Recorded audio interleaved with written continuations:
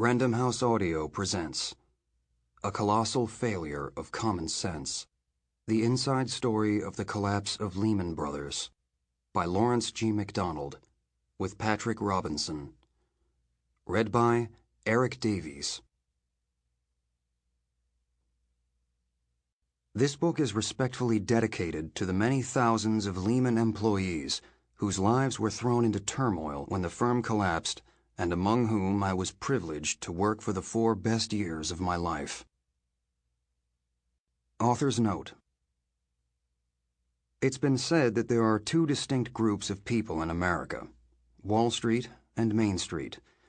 The former composed of people who keep the financial plumbing of the latter in good condition so that everyone will prosper. Wall Street has, however, become increasingly complex and opaque, and many on Main Street have only the most basic notion of what it does. In addition, Wall Street, particularly with the collapse and bankruptcy of Lehman Brothers in September 2008, was the epicenter of the worldwide financial crises that brought the global economy close to a complete collapse. My objective in writing A Colossal Failure of Common Sense was twofold. First, to provide Main Street with a worm's eye view of how markets really work by someone who was on the trading floor in the years leading up to Lehman Brothers' calamitous end. And second, to give my colleagues on Wall Street as crystal clear an explanation as possible about the real reasons why the legendary Lehman Brothers met with such a swift ending. The lessons therein are important for beginning to understand how we can prevent such disasters in the future and ultimately do a better job of serving Main Street. Lawrence G. Mcdonald, July 2009. A house divided against itself cannot stand. Abraham Lincoln, June 16, 1858. Prologue. I still live just a few city blocks away from the old Lehman Brothers headquarters at 745 7th Avenue, 6 blocks and about 10,000 years.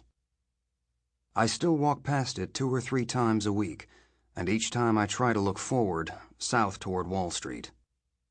And I always resolve to keep walking, glancing neither left nor right, locking out the memories, but I always stop. And I see again the light blue livery of Barclay's Capital, which represents, for me at least, the flag of an impostor, a pale substitute for the swashbuckling banner that for 158 years was slashed above the entrance to the greatest merchant bank Wall Street ever knew, Lehman Brothers. It was only the 4th largest, but its traditions were those of a banking warrior, the brilliant finance house that had backed, encouraged, and made possible the retail giants Gimbel Brothers, F.W. Woolworth, and Macy's, and the airlines American, National, TWA, and Pan American. They raised the capital for Campbell Soup Company, the Jewel Tea Company, B.F. Goodrich, and they backed the birth of television at RCA, plus the Hollywood studios RKO, Paramount, and 20th Century Fox. They found the money for the Trans-Canada oil pipeline. I suppose, in a sense, I had seen only its demise, the 4-year death rattle of 21st century finance, which ended on September 15, 2008. Yet in my mind, I remember the great days. And as I come to a halt outside the building, I know, too, that in the next few moments I will be engulfed by sadness. But I always stop. And I always stare up at the 3rd floor, where once I worked as a trader on one of the toughest trading floors on earth. And then I find myself counting all the way up to 31, the floor where it all went so catastrophically wrong, the floor that housed the royal court of King Richard. That's Richard S. Fuld, chairman and CEO. Swamped by nostalgia, edged as we all are by a lingering anger, and still plagued by unanswerable questions, I stand and stare upward, sorrowful beyond reason, and trapped by the twin words of those possessed of flawless hindsight. If only. Sometimes I lie awake at night trying to place all the if-onlys in some kind of order. Sometimes the order changes, and sometimes there is a new leader, one single aspect of the Lehman collapse that stands out above all others. But it's never clear, except when I stand right here and look up at the great glass fortress which once housed Lehman and focus on that 31st floor. Then it's clear. Boy, is it ever clear. And the phrase, if only, slams into my brain. If only they had listened. Dick Fuld and his president, Joe Gregory. 3 times they were hit with the irredeemable logic of 3 of the cleverest financial brains on Wall Street, those of Mike Gelband, our global head of fixed income, Alex Kirk, global head of distressed trading research and sales, and Larry McCarthy, head of distressed bond trading. Each and every one of them laid it out, from way back in 2005, that the real estate market was living on borrowed time and that Lehman Brothers was headed directly for the biggest subprime iceberg ever seen, and with the wrong man on the bridge. Dick and Joe turned their backs all 3 times. It was probably the worst triple since St. Peter denied Christ. Beyond that, there were 6 more if-onlys, each one as cringe-makingly awful as the last. If only Chairman Fuld had kept his ear close to the ground on the inner workings of his firm, both its triumphs and its mistakes. If he had listened to his generals, met people who formed the heart and soul of Lehman Brothers, the catastrophe might have been avoided. But instead of this, he secluded himself in his palatial offices up there on the 31st floor, remote from the action, dreaming only of accelerating growth, nursing ambitions far removed from reality. If only the secret coup against Fuld and Gregory had taken place months before that clandestine meeting in June 2008.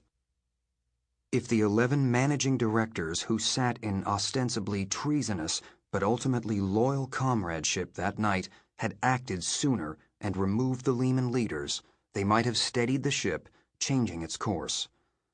If only the reign of terror that drove out the most brilliant of Lehman's traders and risk-takers had been halted earlier, perhaps in the name of common sense. The top managers might have marshaled their forces immediately when they saw giants such as Mike Gelband being ignored.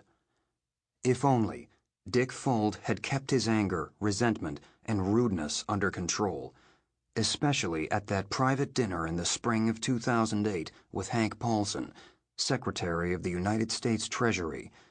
That was when Fuld's years of smoldering envy of Goldman Sachs came cascading to the surface and caused Paulson to leave furious that the Lehman boss had disrespected the office he held.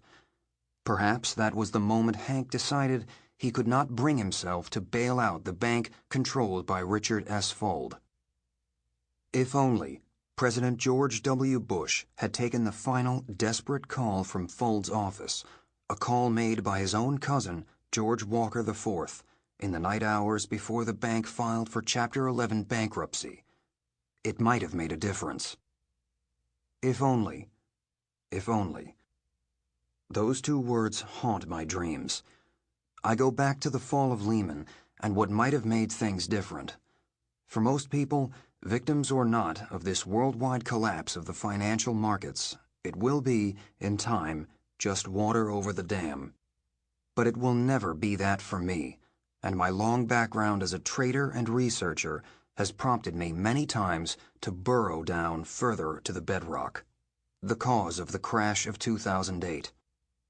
I refer to the repeal of the Glass-Steagall Act in 1999. If only President Clinton had never signed the bill repealing Glass-Steagall. Personally, I never thought he much wanted to sign it, but to understand the ramifications, it is necessary to delve deeper, and before I begin my story, I will present you with some critical background information, without which your grasp might be incomplete. It's a 10-minute meadow of wisdom and hindsight, the sort of thing I tend to specialize in. The story begins in the heady, formative years of the Clinton presidency, on a rose-colored quest to change the world, to help the poor. Sample complete. Ready to continue?